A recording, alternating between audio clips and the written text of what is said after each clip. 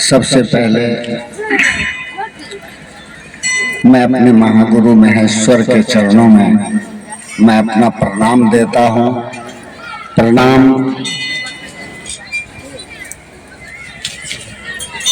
बेगूसराय जिले की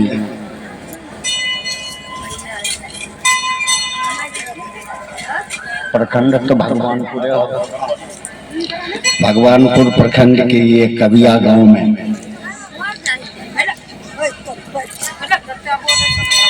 शिव गुरु परिचर्चा में उपस्थित हमारे अभिभावक, बड़े बुजुर्ग, माताएं एवं बहना सभी उपस्थित हैं। आप सभी के चरणों में मैं अपना प्रणाम देता हूं। बेगूसराय जिला में लगभग 30 साल से भी ऊपर कहिए, साल 2 साल 30 साल से शिव गुरु की बात चल रही है। आप भी घर घर गए, गुरु आदेशित कर्म में घर घर जाके एक एक दरवाजा, एक एक घर को अपने शिव का शिष्य होने के लिए वहां के भाई बहनों को मैंने प्रेरित करने का प्रयास किया, दरवाजा खटखटाया। यह आपका या हमारा गुरु आदेशित, गुरु के आदेश पर हम लोग किए। दूसरी बार एक बात जान लीजिए कि इस मंच पर उपस्थित चाहे हम हों या कोई भी हो, हमारे आपके गुरु शिव हैं। आपने शिव की शिष्यता ग्रहण की तो गुरु शिव है। कोई व्यक्ति हमारा आपका, कोई भाई, कोई दीदी, कोई भैया आपका गुरु नहीं हो सकता। गुरु स्वयं महादेव हैं, शिव हैं। हम आप सारे जो कुछ जो हो, चाहे हम हो या और जिनको बड़े बड़े कहते हैं ये वरिष्ठ गुरु भाई या कनिष्ठ गुरु भाई, ऐसा कुछ नहीं है। वो भी शिव के शिष्य हैं, हम आप भी शिव के शिष्य हैं। हमारे आपके गुरु शिव हैं। नमः शिवाय मंत्र जो है ये शिव के समग्र स्वरूप को प्रणाम संप्रेषित करता है। समग्र स्वरूप यानी वह शिव हर पद के प्रथम प्रकाशस्थापक है।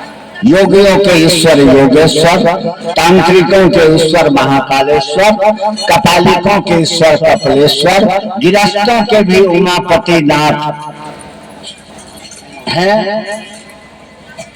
अघोरियों के भी ईश्वर अघोरेश्वर, योगियों के ईश्वर योगेश्वर। यानी देखिएगा तो हर पद के प्रथम प्रकाशस्थापक। हम आप उस शिव से खानदान दर खानदान से जुड़े हुए। कहा ही गया कि चंदा मामा सबके मामा, शिव घर घर के बाबा। तो वह जिनको हम आप खानदान दर खानदान से बाबा के रूप में, अवधानी के रूप में, दानी के रूप में, आशुतोष के रूप में मानते आए हैं, उनकी अभ्यर्थना में 2 पुष्प या जल चढ़ाते भी आए हैं। तो वही शिव, वही अपने घर के बाबा, जिनको घर घर का बाबा कहा गया, वह गुरु का भी काम करते हैं। वो गुरु है और वो गुरु ही नहीं, गुरुओं के भी गुरु। कहा ही गया गुरु नाम गुरुवे नमः। यानी वो गुरुओं के भी गुरु हैं। विद्या तीर्थम महेश्वरा, वो विद्या के तीर्थ हैं। तुम त्रिभुवन गुरु वेद बखाना, मानी वो त्रिभुवन के गुरु हैं। यह सारा वेद बखान करता है। हम आपसे यह अनुरोध करेंगे जो हमने अपने शिष्य बने शिव शिष्यता में, जैसे इन्होंने अभी उद्घोषक महोदय ने कहा कि क्या पाया, तो जो पाया वही हम दे सकते हैं। जो चीज मेरे पास नहीं है मैं आपको कहां से दूंगा। जो मैंने अनुभव किया वही चीज आप सबके बीच विनम्रता पूर्वक रखना चाहता हूं। थोड़ा सा ध्यान दें कि हम आप खानदान व खानदान से शिव से जुड़े हुए, लेकिन निर्विवाद रूप से अपने सुख के लिए निर्मित संबंध या सामग्रियां ज्ञानाभाव के कारण हमें प्रताड़ित कर संत्रास देती है। अगर ज्ञान नहीं रहेगा तो आप जीवन के किसी क्षेत्र में आगे नहीं बढ़ सकते। इसलिए ज्ञान सबसे जरूरी है। और वह महादेव का जो आशुतोष अवधर दानी या दानी स्वरूप यह जो है, ये आपको जगत का सुख दे सकते हैं। आपने जल चढ़ाया जो मांगा मिला। रावण ने 9 बार अपनी गर्दन चढ़ा के त्रिलोक की शक्ति मांगी। भस्मासुर ने 12,000 वर्ष तपस्या करके वही महादेव से कहा कि आप हमको वो वरदान दीजिए कि जिसके माथे पर मैं हाथ रखूं वो जल के भस्म होगा। यानी दानी के रूप में आप को वो मांगा दान दे सकते हैं, देते हैं दानी के रूप में। अवधार दानी कहा गया है। अवधार दानी का मतलब होता मुंह मांगा दान देने वाला। जो आप मांगे आपको मिला। लेकिन हम यह कहना चाहते हैं कि मांगने के लिए भी ज्ञान की आवश्यकता है। अगर महादेव स्वयं आवे और एक बच्चा जो भी झूला पर झूल रहा है उसके सामने खड़ा हो जाए और कहें कि बोले बेटा क्या चाहिए तुमको, तो बच्चा क्या मांगेगा? प्लास्टिक का गेंद मांगेगा, प्लास्टिक का पिस्तौल मांगेगा या ठोकना मांगेगा। लेकिन वही महादेव आपके सामने खड़ा हो जाए और आपसे पूछे क्या चाहिए, तो उसके मांगने और आपके मांगने अंतर होगा। आपका मांग उससे बड़ा होगा। तो हम कहना यह चाहते हैं कि शिव का विभिन्न स्वरूप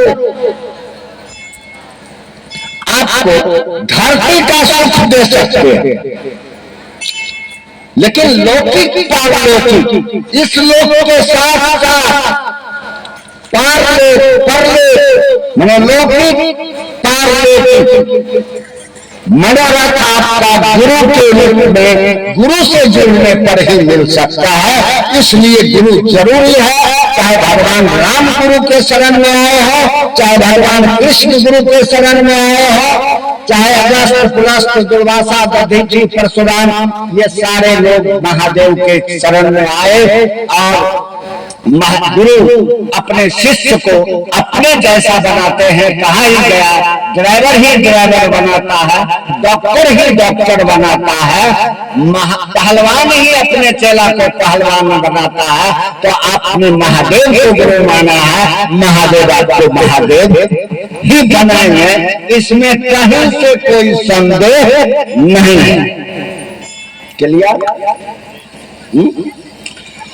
अब रहा इस पर गौर कीजिए कि धरती के लिए आपको कहा गया कि भुक्ति मुक्ति पर सिद्धार्थ नियते सदगुरु प्रति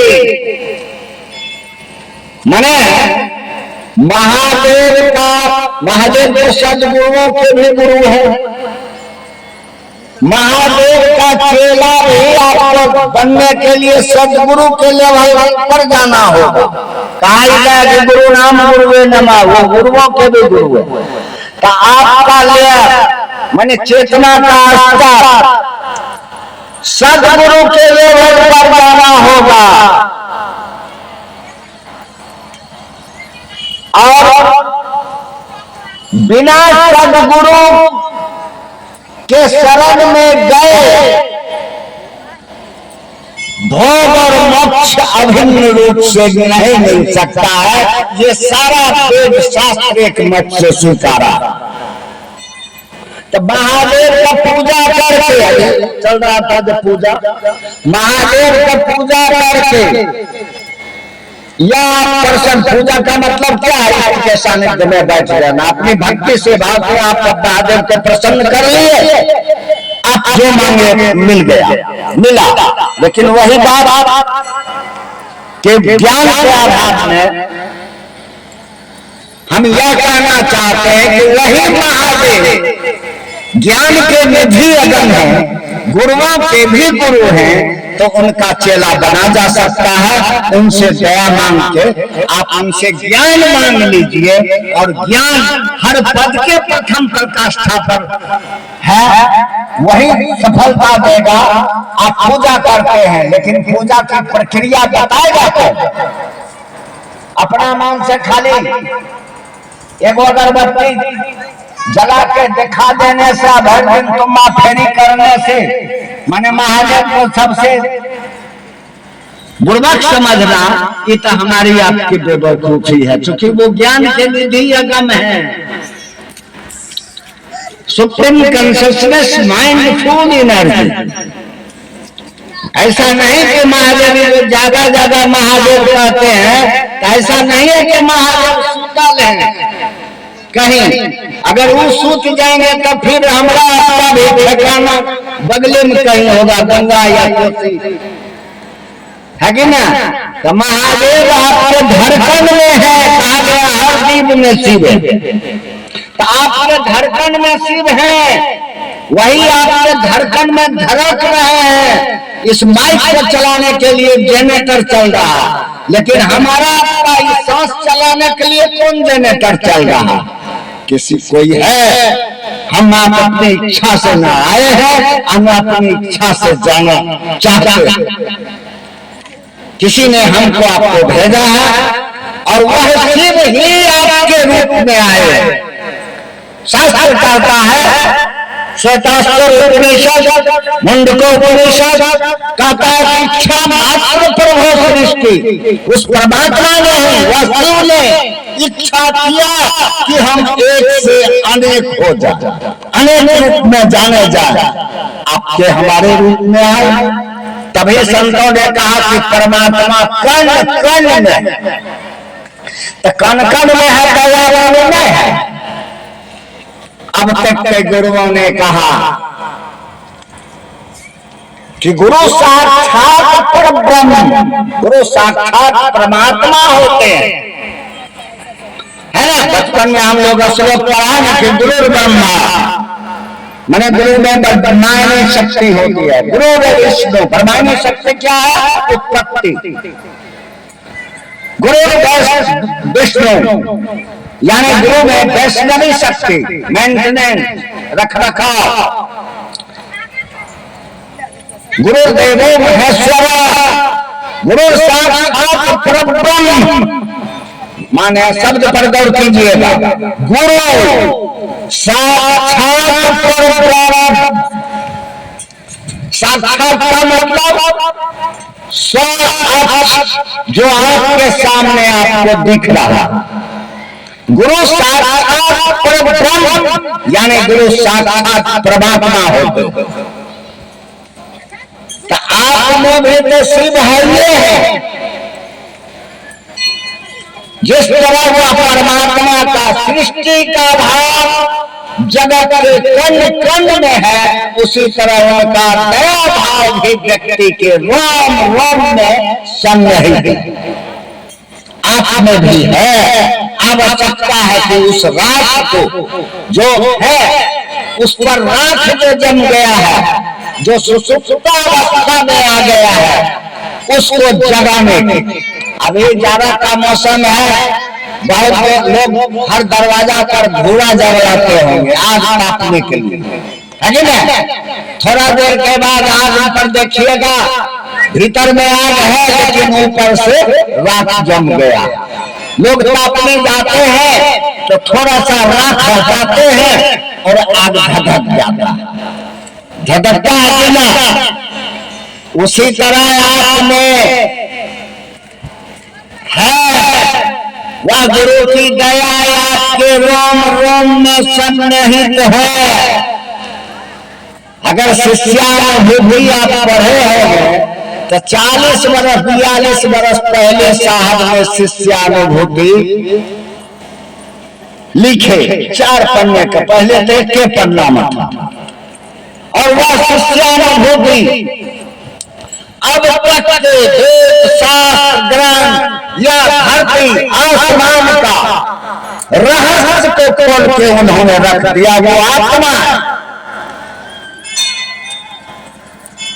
तो हम यह कहना चाहते हैं भाई बहन कि आप में है ये जो ज्यादा महादेव कहते हैं, तो शिष्यानुभूति कहता है कि ज्यादा महादेव का यह अर्थ नहीं हुआ वह दया निधान ब्रह्म चैतन्य आत्मा की सुसुप्ता अवस्था है, अपितु महागुरु महादेव की जागृत एवं सजग स्थिति की कसौटी तो उनके शिष्यों में प्रकटित शिव भाव का बोधगम्य ज्ञान हो। मान लीजिए ये राज्य की अत्यंत मध्य विद्यालय करिया है, इस विद्यालय में कैसा पढ़ाई होता है वो वहां के विद्यार्थी को जांच लीजिए, वो पता चल जाएगा कि यहाँ के शिक्षक कैसे। विद्यार्थी डॉक्टर की पहचान मरीज से होती है, अगर मरीज ठीक हुआ तो डॉक्टर उसके लिए ठीक है। वकील की पहचान केस जीतने से होता है, अगर क्लाइंट को वो केस जिताता है तो वकील अच्छा है। ठीक उसी प्रकार गुरु की पहचान शिष्य से होती है। तो शिष्य जगेगा, शिष्य के अंदर गुरु जगेंगे, शिव भाव शिवत्व उतरेगा, तभी न गुरु की पहचान होगी। अन्यथा हम आप महादेव को गुरु मान के खुट्टा हो गए, वो है न कहावत कि पंच का बात मानवा लेकिन खुट्टा गड़वा हो गए। तो ऐसा करने से नहीं होगा भाई बहन, ये खुट्टा अपना गाड़ना बंद कीजिए और गुरु ने जो हमको आपको कहा है वह काम कीजिए। यह 3 काम जो दिया गया है ये आपके मन को ठहरने के लिए दिया गया है। गुरु के सानिध्य में आपका मन ठहर जाए, नहीं तो ये संसार का वेगवान गति इतना तेज है कि कभी आपको महादेव का ख्याल आता होगा, क्षण में फिर पता भी नहीं चलता होगा कि महादेव मन से निकल गए और फिर दूसरा चीज जगत का आकर्षण घुस गया है कि ऐसा होने के लिए। खाली ऐसा न समझिएगा कि हम मेला आए गंगा जी नहाने के लिए, ये जगह देखने के लिए। भगवान कृष्ण ही गीता में श्रीमद् भगवत गीता में उन्होंने कहा कि 18 प्रकार के यज्ञ होते हैं, लेकिन यज्ञ सबसे कमजोर नौका है इस भवसागर को पार करने का। नौका मैंने नाव इसको माध्यम बना के ये जिनको सबसे कमजोर नौका माना गया है इस भवसागर से पार करने के लिए। तो गुरु आपको भवसागर पार नहीं करेंगे, गुरु आपको भवसागर पार करने की आप में कला उतार देंगे, आप में वो एबिलिटी उतर जाएगा कि आप स्वतः उस चीज को पार कर जाएगा, है कि ना। ऐसा नहीं कि उन्ना पर चढ़ा के वो पार कर देंगे, आपको नदी तय कर पार करना सिखा देंगे गुरु, और आप आराम से पार कर दे। बशर्ते ये जो 3 काम दिया गया है इसको लतीफा या कहानी नहीं समझे। साहब ने जो जिस समय शिव को गुरु माना था 1974 में, उस समय उनके लिए कोई सूत्र नहीं था। उन्होंने देखा और और उन्होंने किताब में और चले शिव की और पुस्तक में लिखा भी है कि अगर व्यक्ति का मन शिव के शरण में, शिव के सानिध्य में लंबे अरसे तक ठहरता है तो किसी बाह्य साधन की जरूरत नहीं है। मन के ठहराव के लिए ये तीन काम करने के लिए कहा गया है। ये उनके द्वारा प्रतिपादित तीन सूत्र दिए गए हैं। पहला सूत्र है कि हे शिव आप मेरे गुरु है, मैं आपका शिष्य हूँ या शिष्या हूँ, आप मुझ पर दया कर दीजिए। अब देखिए यह तो किसी को बोलना भी नहीं है, मनोमन दया मांग लेना है, लक्ष्मी खिला लावे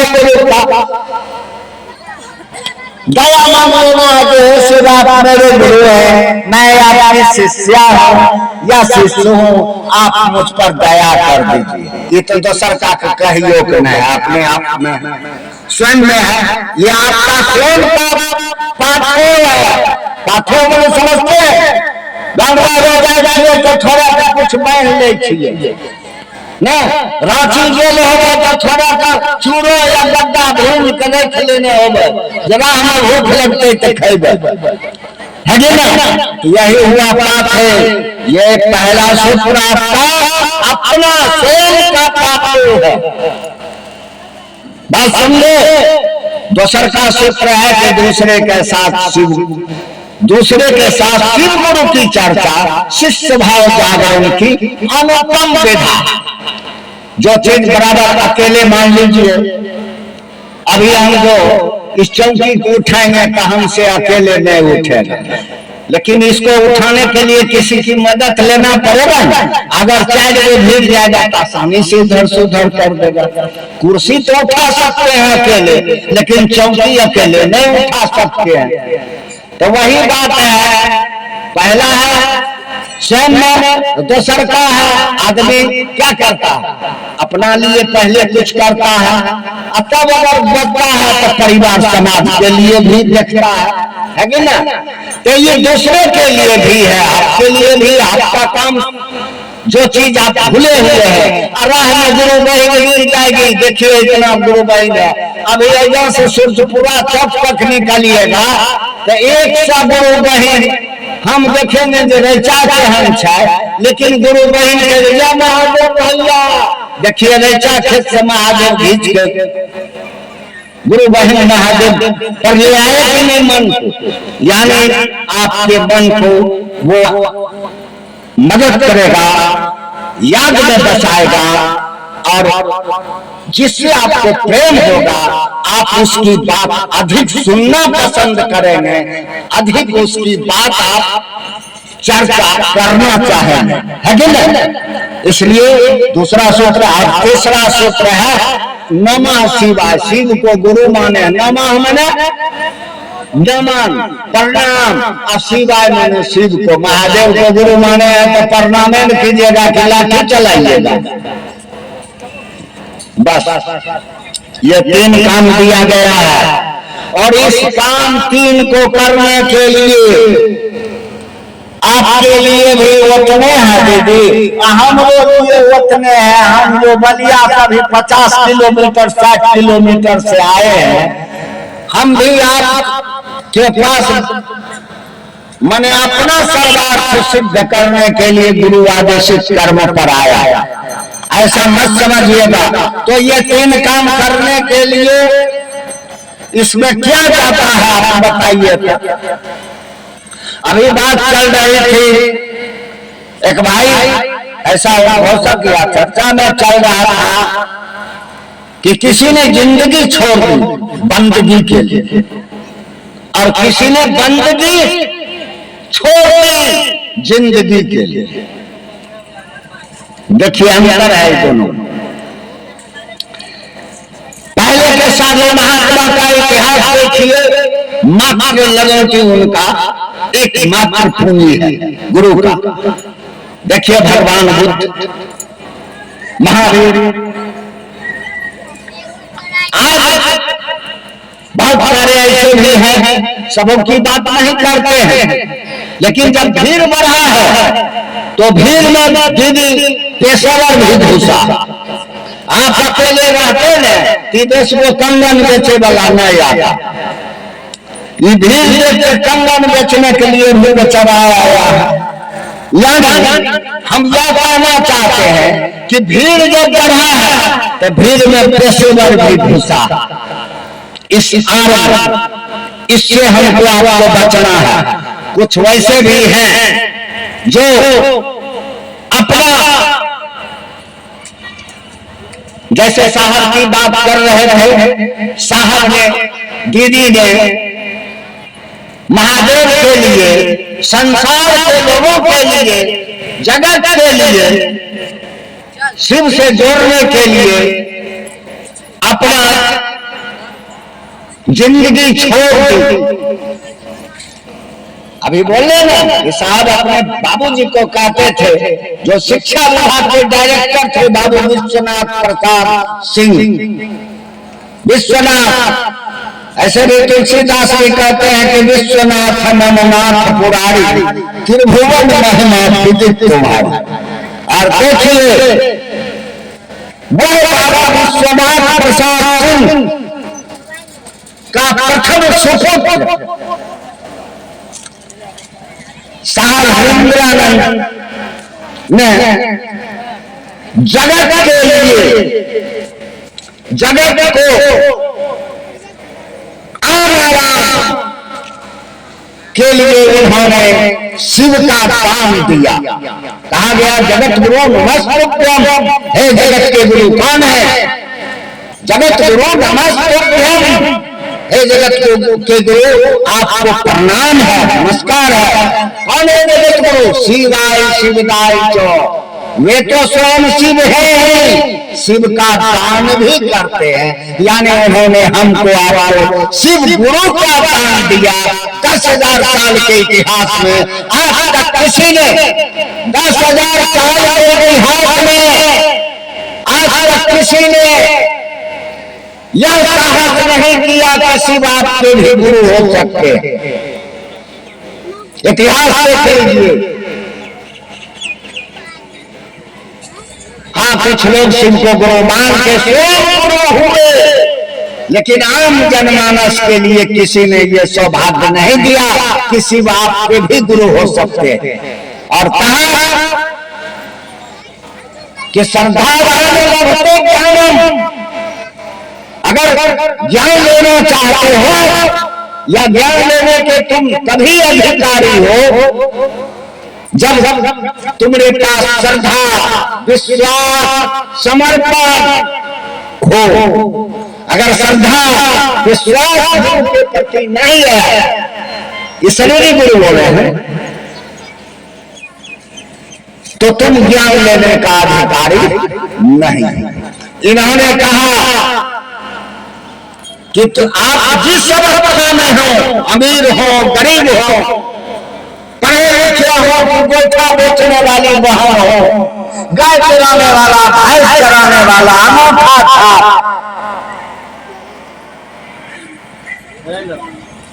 सबके लिए इन्होंने शिव का दरवाजा खोला। जो 10,000 साल के इतिहास में, 7,000 साल का इतिहास आपके, चाहे वेद, शास्त्र, पुराण, 18 उपनिषद, चारों वेद या पुराण, क्या वो है 18 गो पुराण, 4 गो उपनिषद, वेद उपनिषद, 108 उपनिषद।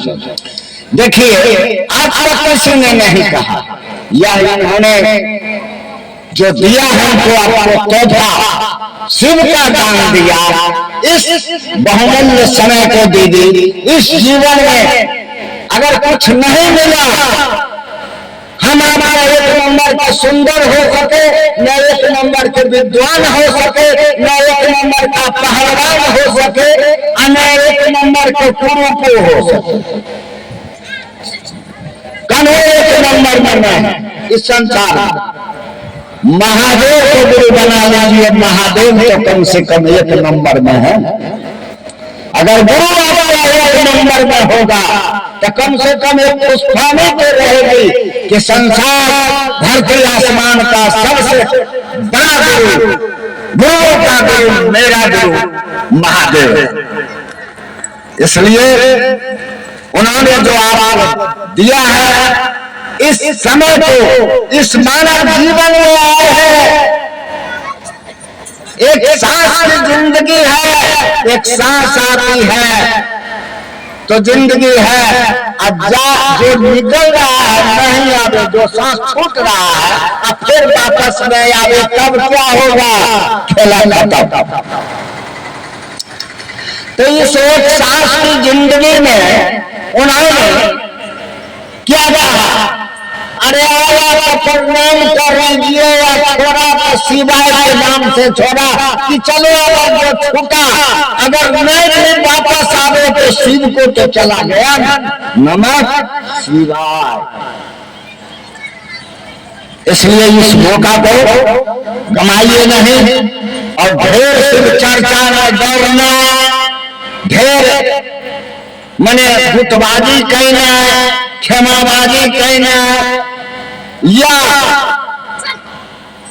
इससे हमको आपको कुछ लाभ नहीं होगा। सम्मान सभी का कीजिए, सम्मान अपेक्षित है, सम्मान सभी का करना चाहिए, लेकिन हमको आपको गुरु ने जो आदेश दिया है इस मूल उद्देश्य को आप नहीं भूलेंगे, ऐसा मेरा आपसे अनुरोध है। जहां तक मेरी आवाज जा रही हो, तमाम बूढ़े बुजुर्ग नौनिहाल बच्चे, कम हम तो आज के युवा वर्ग से भी कहते हैं, बहनों से भी, कि कम बाल्यापन में ही कम से कम एक अच्छा संस्कार आप अपने को लीजिए, मिलेगा गुरु के शरण में। ठहरिए, ठहरेगा मौन। संसार का सारा रिश्ता भाव जनित है, चाहे पति पत्नी का हो, भाई बहन का हो, बाप बेटे का हो, माँ बेटी का हो, सारा संबंध भाव से चलता है। अगर भाव का तिरोहित हो गया, भाव टूट गया, तो बाप बेटा में भी बंटवारा हो जाता है। इसलिए भाव से ही सारा संबंध चलता है। और भाव क्या है? आपका भाव क्या है? बर्फ का भाव क्या है? यानी भाव या किसी बात को, किसी विचार जो आपके मन में आया होगा, कभी आप अपने भाई बहन आए, किसी ने कहा होगा कि होगा, कभी आप चर्चा ठीक है, फिर चला बहन कोई विचार में डाला, किसी से जानकारी मिली, विचार में डाला, विचार ठहरा आपके मन पर मजबूत हुआ तो आप आ गए। अब विचार अगर टूट जाए तो बगले में कहेगा है चलो की बकर बकर सुने छे, चलो बा। फिर बगल में कोई कहेंगे हे तनिकार सुन, है कि ना? इसलिए विचार पर पहुंची जाता है बार बार, वह विचार ठहरता है तो वह भाव कहलाता है। जैसे बर्फ का भाव क्या है? बर्फ को आप छुइएगा आपको ठंडक महसूस होगा, आपको छुइएगा अगर आग को जलाएगी। तो यह भाव गुरु शिष्य का भाव, गुरु के प्रति शिष्य का भाव अगर चलता रहा तो गुरु आपको अपने जैसा बनाएंगे। चलेगा कौन? मन। हमारा आपका मन किया तब ये शिव चर्चा में आए। अनेक मन नहीं करता, मन अभी टूट जाए तो तुरंत उठ के चल दीजिए। इसलिए मन ही जाएगा, शरीर का माने नहीं रखता। शरीर एक स्ट्रक्चर है, एक इसमें पल रही जो चेतना है वह सिर्फ सूक्ष्म से सूक्ष्म भी है और स्थूल से स्थूल भी है। सूक्ष्म क्या है? कैसे इनको माना गया कि आपके शरीर में, आपके चेतना में, आपके रोम रोम में वो सूक्ष्म सूक्ष्म रूप से प्रवेश किए हुए, इसीलिए उनको सूक्ष्माति सूक्ष्म कहा गया। सूक्ष्म क्या है, स्थूल क्या है? स्थूल जिसको पांचों ज्ञानेंद्रियां पकड़ती है, जैसे आकाश में एक ज्ञानेंद्रिया काम करेगी शब्द, हवा दो ज्ञानेंद्रियां काम करेगी शब्द स्पर्श, धरती में पांचों ज्ञानेंद्रियां काम करती है, आप इसको छू सकते हैं, पकड़ सकते हैं, इसमें गंध है। तो ये स्थूल, तो वो सूक्ष्म इसलिए है कि वो सूक्ष्म में सूक्ष्म है, क्योंकि वो आपके शरीर में सूक्ष्म रूप से प्रवेश करके अवस्थित है। वो स्थूल क्या है, जो आपको दिख रहा है, ये धरती, आसमान, हवा, पानी, आग, ये पांचों तत्व से ही हमारा जीवन चलता है। बिना पान के रहा, बिना हवा सांस लेने रहे तो बिना, तो हमारा आपका लोक में, इस लोक में जो बैठल है ना, ये लोक भी उसी परलोक से ही चलता है। लेकिन फिर वही बात हुआ कि दिल है कि मानता ना। बाबा की संपत्ति पर मौज तो ले रहे हैं, लेकिन बाबा को बाबा मानने से मन भटक रहा है, इनकार कर रहा है। इसलिए बाबा को बाबा समझिए। यही कहना कहे साहब ने कि वो बाबा जिसको हम आप खानदान दर खानदान से बाबा ही कहते आए, हमारे आपके बाबा भी बाबा ही उनको कहा होगा, कहता है वह बाबा को अपना गुरु बनाया जाए। वो आज भी है, ऐसा नहीं है कि, और है तभी भारत सरकार भी शिवरात्रि में आपको छुट्टी प्रदान करता है। शिवरात्रि मनाने के हर गांव की बहना जिनको कुछ नहीं समझ है उस शिव के बारे में, वो भी शिव के नाम पर शिवरात्रि करते हैं, व्रत करते है कि ना। जबकि शिव के जन्म का खबर न है, और जो चीज जन्मा नहीं वो मरेगा कैसे। और स्कूल बना है तब न 500 बरस में टूटेगा, और बनवे नहीं करता तो टूटता। तो शिव की स्थिति, शिव की शिवरात्रि मनाई जाती है। स्थिति संभवानी जुगे जुगे बने हुए हैं और रहेंगे। ऐसा नहीं है कि शिव आज नहीं है। बहुत लोग कहते हैं कि यार केकरा शिव में आज जो रहा चाहे वाला चले खाना मेरे साहेब के बारे में ये भरे में नहीं पाली है। ये अपना जाए आगे जमाना के लगा वाला कहानी नहीं रखी है। गुरु का शरीर धारी होना कोई आवश्यक नहीं है। गुरु भाव सकता है। अगर शिष्यानुभूति 4 लाइन पढ़े होंगे साहब का लिखल का, तो गौर कीजिएगा कि शिव के साकार निराकार, साकार कौन जो दिख रहा है सामने, निराकार जो नहीं दिख रहा है लेकिन वो है। शिव के साकार निराकार में विभेद नहीं किया, भेदों में विभेद नहीं ऐसा किया गया। सदाशिव के रूप में वो इच्छा ज्ञान क्रिया चित्त और आनंद के अथाह सागर है। 5 शक्तियां गुरु में पाई जाती है। कौन कौन? इच्छा ज्ञान क्रिया, जिससे कोई चीज बनती है। चाहे आप मकान बना दे